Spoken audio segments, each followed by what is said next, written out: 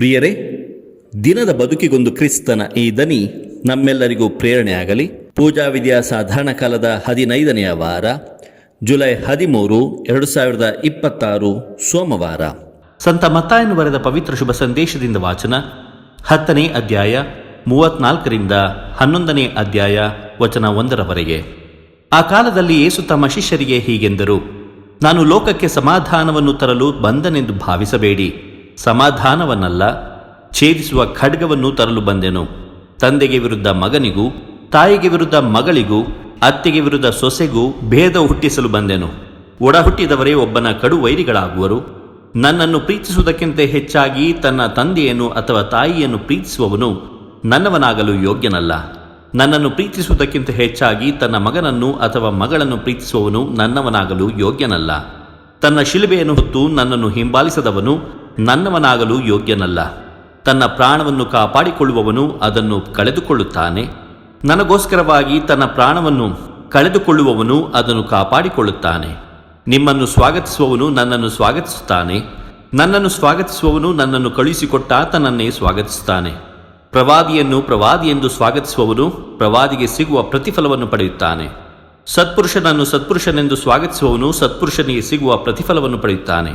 ಯಾರಾದರೂ ಈ ಚಿಕ್ಕವರಲ್ಲಿ ಒಬ್ಬನಿಗೆ ಅವನು ನನ್ನ ಶಿಷ್ಯನೆಂದು ಕುಡಿಯಲು ಒಂದು ಲೋಟ ತಣ್ಣೀರನ್ನು ಕೊಟ್ಟರೂ ಅದಕ್ಕೆ ತಕ್ಕ ಪ್ರತಿಫಲವನ್ನು ಪಡೆಯದೆ ಹೋಗನೆಂದು ನಿಮಗೆ ನಿಶ್ಚಯವಾಗಿ ಹೇಳುತ್ತೇನೆ.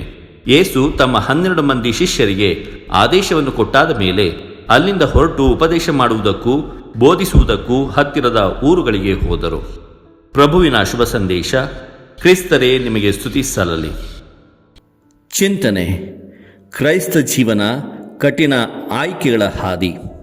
ಪ್ರಭು ಯೇಸು ಕ್ರಿಸ್ತರಲ್ಲಿ ನನ್ನ ಆತ್ಮೀಯ ಸಹೋದರ ಸಹೋದರಿಯರೇ, ಉತ್ತರ ಆಫ್ರಿಕಾದ ಕಾರ್ತೇಜ್ ನಗರದಲ್ಲಿ ಬದುಕಿದ್ದ 22 ವರ್ಷದ ಕುಲೀನ ಸ್ತ್ರೀ ಪರ್ಪೆಚುವಾ. ಆಕೆಗೆ ಇನ್ನೂ ಕೆಲವೇ ತಿಂಗಳ ಮಗು ಇತ್ತು. ರೋಮನ್ ಸಾಮ್ರಾಜ್ಯದಲ್ಲಿ ಕ್ರೈಸ್ತರನ್ನು ಹಿಂಸಿಸುತ್ತಿದ್ದ ಕಾಲವದು. ಪರ್ಪೆಚುವಾ ಕ್ರಿಸ್ತನನ್ನು ನಂಬಿ ವಿಶ್ವಾಸಿಸಿ ದೀಕ್ಷಾಸ್ನಾನ ಪಡೆಯಲು ಸಿದ್ಧಳಾದಾಗ ಅನ್ಯ ಧರ್ಮೀಯನಾಗಿದ್ದ ಆಕೆಯ ವೃದ್ಧ ತಂದೆ ಮಗಳ ಬಳಿ ಬಂದು ಅತ್ತರು ಬೇಡಿಕೊಂಡರು: ಮಗಳೇ, ನಿನ್ನ ಮಗುವನ್ನು ನೋಡು, ನನ್ನ ಮುಖ ನೋಡು, ಕ್ರಿಸ್ತನನ್ನು ನಿರಾಕರಿಸಿ ಪ್ರಾಣ ಉಳಿಸಿಕೋ ಎಂದು ಕಾಲಿಗೆ ಬಿದ್ದರು. ಪ್ರಿಯರೇ, ಇಂದಿನ ವಾಚನದಲ್ಲಿ ಯೇಸು ಹೇಳಿದಂತೆ ನನ್ನನ್ನು ಪ್ರೀತಿಸುವುದಕ್ಕಿಂತ ಹೆಚ್ಚಾಗಿ ತನ್ನ ತಂದೆಯನ್ನಾಗಲಿ ಮಗನನ್ನಾಗಲಿ ಪ್ರೀತಿಸುವವನು ನನ್ನವನಾಗಲು ಯೋಗ್ಯನಲ್ಲ ಎಂಬ ಪರಿಸ್ಥಿತಿ ಆಕೆಗೆ ಎದುರಾಯಿತು.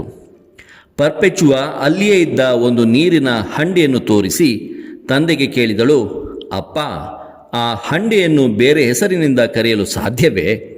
ತಂದೆ ಇಲ್ಲ ಎಂದರು. ಆಗ ಆಕೆ: ನಾನು ಸಹ ಅಷ್ಟೇ. ನಾನು ಕ್ರೈಸ್ತಳು ಎಂಬ ಸತ್ಯವನ್ನು ಬದಲಿಸಲು ನನ್ನಿಂದ ಸಾಧ್ಯವಿಲ್ಲ ಎಂದಳು. ಪ್ರಿಯರೇ, ತನ್ನ ತಂದೆ ಮತ್ತು ಮಗುವಿನ ಮೇಲೆ ಅಪಾರ ಪ್ರೀತಿ ಇದ್ದರೂ ಕ್ರಿಸ್ತನ ಮೇಲಿನ ಪ್ರೀತಿಗಾಗಿ ಆಕೆ ತನ್ನ ಶಿಲುಬೆಯನ್ನು ಹೊತ್ತು ರಂಗಮಂದಿರದಲ್ಲಿ ಹುಲಿ ಸಿಂಹಗಳಿಗೆ ಆಹಾರವಾದಳು. ಆಕೆಯ ಕುಟುಂಬದಲ್ಲಿ ಸತ್ಯದ ಖಡ್ಗ ವಿಭಜನೆ ತಂದರೂ ಆಕೆ ಸ್ವರ್ಗದ ಪ್ರತಿಫಲವನ್ನು ಪಡೆದಳು. ಪ್ರಿಯರೇ, ಇಂದಿನ ಶುಭ ಸಂದೇಶದಲ್ಲಿ ಬರುವಂತಹ ಖಡ್ಗ ಎಂಬ ಪದ ಗ್ರೀಕ್ ಭಾಷೆಯದ್ದಾಗಿದೆ. ಗ್ರೀಕ್ ಭಾಷೆಯ ಮಕೈರಾ ಎಂಬುದಾಗಿ. ಪ್ರಿಯರೇ, ಇಂದಿನ ಶುಭ ಸಂದೇಶದ ಮೂಲಕ ಯೇಸು ಸ್ವಾಮಿ ಯುದ್ಧ ಮಾಡಲು ಅಥವಾ ರಕ್ತಪಾತ ಮಾಡಲು ಕರೆ ನೀಡುತ್ತಿದ್ದಾರೆ ಎಂದರ್ಥವಲ್ಲ.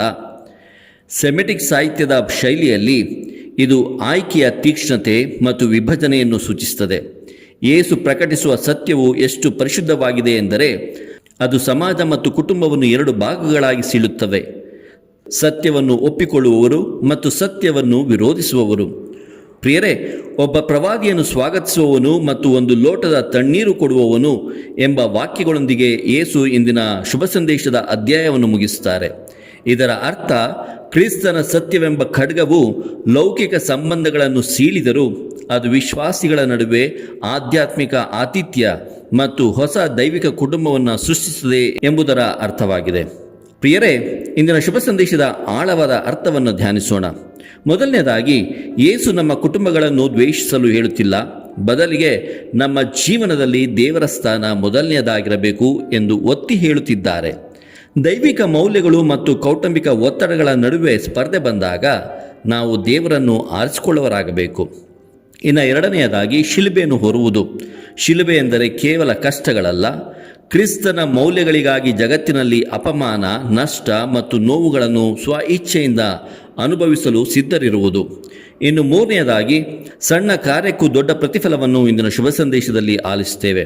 ಆತ್ಮೇರೆ, ಕೊನೆಯ ವಾಕ್ಯಗಳಲ್ಲಿ ಯೇಸು ಕೇವಲ ಒಂದು ಲೋಟ ತಣ್ಣೀರನ್ನು ಕ್ರಿಸ್ತನ ಹೆಸರಿನಲ್ಲಿ ನೀಡಿದರೂ ಅದಕ್ಕೆ ಸ್ವರ್ಗದಲ್ಲಿ ಪ್ರತಿಫಲವಿದೆ ಎನ್ನುತ್ತಾರೆ. ದೇವರು ನಮ್ಮ ದೊಡ್ಡ ಸಾಧನೆಗಳನ್ನಷ್ಟೇ ಅಲ್ಲ, ಪ್ರೀತಿಯಿಂದ ಮಾಡುವ ಅತ್ಯಂತ ಸಣ್ಣ ಸೇವೆಯನ್ನು ಕೂಡ ಮರೆಯುವುದಿಲ್ಲ. ಆತ್ಮೇರೆ, ಇಂದಿನ ಶುಭ ಸಂದೇಶವನ್ನು ನಮ್ಮ ಜೀವನದಲ್ಲಿ ಹೇಗೆ ಜೀವಿಸುವುದು? ಇಂದು ನಾವು ನಮ್ಮ ಅನುಕೂಲಕ್ಕೆ ತಕ್ಕಂತೆ ಕ್ರಿಸ್ತನನ್ನು ವಿಶ್ವಾಸಿಸುತ್ತೇವೆ, ನಂಬುತ್ತೇವೆ. ಕಷ್ಟ ಬಂದಾಗ ಅಥವಾ ಕುಟುಂಬದಲ್ಲಿ, ಸಮಾಜದಲ್ಲಿ ನಮ್ಮ ವಿಶ್ವಾಸಕ್ಕೆ ವಿರೋಧ ವ್ಯಕ್ತವಾದಾಗ ತಕ್ಷಣ ಹಿಂದೆ ಸರಿಯುತ್ತೇವೆ. ಇಂದಿನ ಶುಭ ಸಂದೇಶವು ನಮ್ಮ ವಿಶ್ವಾಸದಲ್ಲಿ, ನಂಬಿಕೆಯಲ್ಲಿ ದೃಢವಾಗಿರಲು ಮತ್ತು ಯಾವುದೇ ಲೌಕಿಕ ಸಂಬಂಧಗಳಿಗಾಗಿ ದೇವರನ್ನು ಬಿಟ್ಟುಕೊಡದಂತೆ ನಮಗೆ ಎಚ್ಚರಿಕೆ ನೀಡುತ್ತದೆ. ಆತ್ಮೇರೆ, ಚಿಕ್ಕವರಲ್ಲಿ ಒಬ್ಬನಿಗೆ ಸಹಾಯ ಮಾಡುವುದು, ನಮ್ಮ ಸುತ್ತಮುತ್ತಲಿರುವ ಬಡವರು, ಹಸಿದವರು ಅಥವಾ ನೊಂದವರಿಗೆ ಮಾಡುವ ಸಣ್ಣ ಸಹಾಯವು ದೇವರನ್ನು ತಲುಪುತ್ತದೆ. ಇಂದು ಯಾರೋ ದೊಡ್ಡ ಪ್ರವಾದಿಗಳಿಗೆ ಸಹಾಯ ಮಾಡಬೇಕಾಗಿಲ್ಲ. ಹಸಿದ ಒಬ್ಬ ಸಾಮಾನ್ಯ ಮನುಷ್ಯನಿಗೆ ಒಂದು ಹೊತ್ತಿನ ಊಟ ಕೊಡುವುದು ಅಥವಾ ಕಷ್ಟದಲ್ಲಿದ್ದವನಿಗೆ ಧೈರ್ಯದ ಮಾತುಗಳನ್ನಾಡುವುದು ಸಹ ಒಂದು ಲೋಟ ತಣ್ಣೀರು ಕೊಟ್ಟಂತೆಯೇ. ಹೌದು ಪ್ರಿಯ ಸಹೋದರ ಸಹೋದರಿಯರೇ, ಕ್ರಿಸ್ತನನ್ನು ಹಿಂಬಾಲಿಸುವುದು ಎಂದರೆ ಹೂವಿನ ಹಾಸಿಗೆಯಲ್ಲ, ಅದು ಕಠಿಣ ಆಯ್ಕೆಗಳ ಹಾದಿ.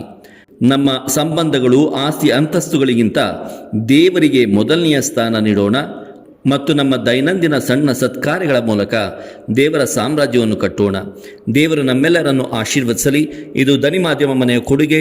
ಧ್ವನಿ ವಂದನೆಯ ಸ್ವಾಮಿ ಶಾಂತಕುಮಾರ್ ಜೆ, ಬೆಂಗಳೂರು ಮಹಾಧರ್ಮ ಕ್ಷೇತ್ರ.